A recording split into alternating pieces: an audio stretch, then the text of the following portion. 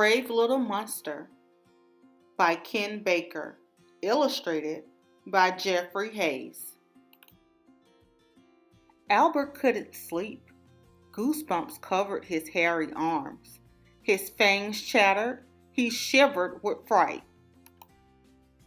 Even though Albert's mom had told him there's no such things as little girls and boys, he knew better.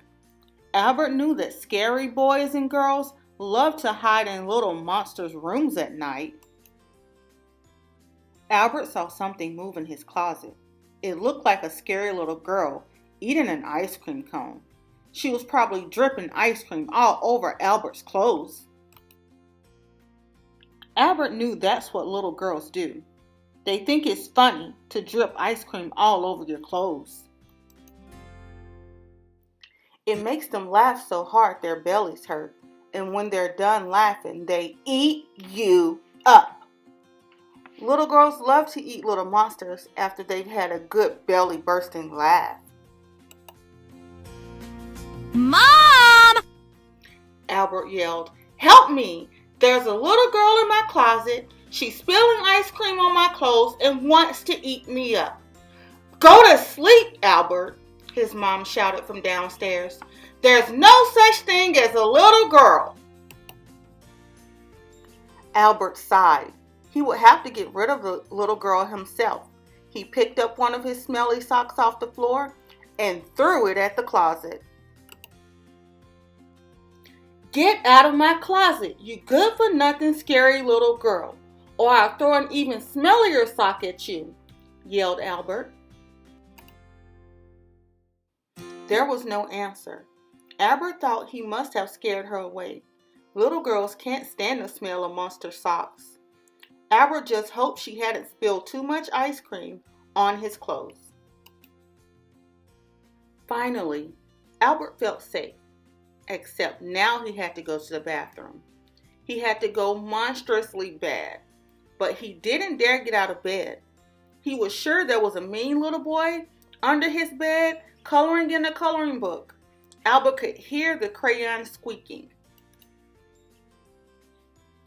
But if you ever try to get out of bed, they grab your feet and play piggy on each one of your hairy little monster toes until you can't stand it. Then they eat you up. Mom! Albert yelled. "There's a little boy coloring under my bed who wants to play piggy on my hairy little toes." Albert's mom poked her head in his room. "Albert," she said firmly, "it's getting late for the last time. There's no such things as little boys and girls.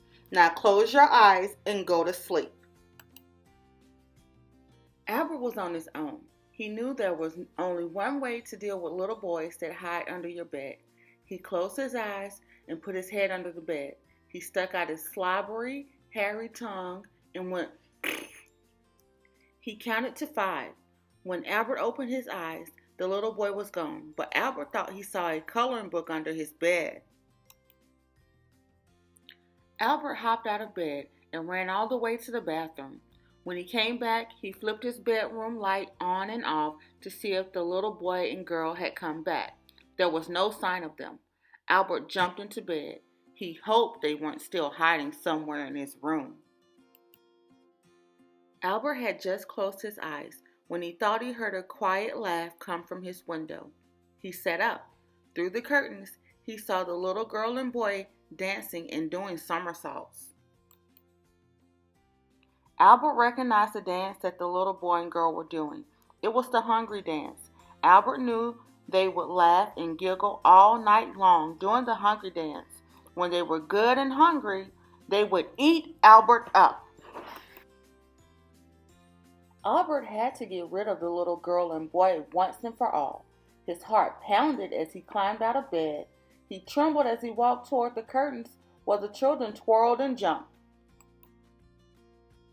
With his nose almost touching the curtain, Albert shouted as loud as he could, "Little boy and girl, stop doing the hungry dance and go home. You're not going to eat this little monster for dinner." Then Albert took a deep breath and threw open the curtains. There was no little boy or girl. He could only see the big tree waving in the wind. He smiled. The little girl and boy were finally gone. Albert skipped across the room and leapt back into bed. He knew there were no more scary little boys and girls in his room. He had chased them away, all by himself. Albert had almost fallen asleep when he felt his mom's hairy lips give him a soft, slobbery kiss on the cheek. "Good night, my brave little monster," she whispered. "Sleep tight."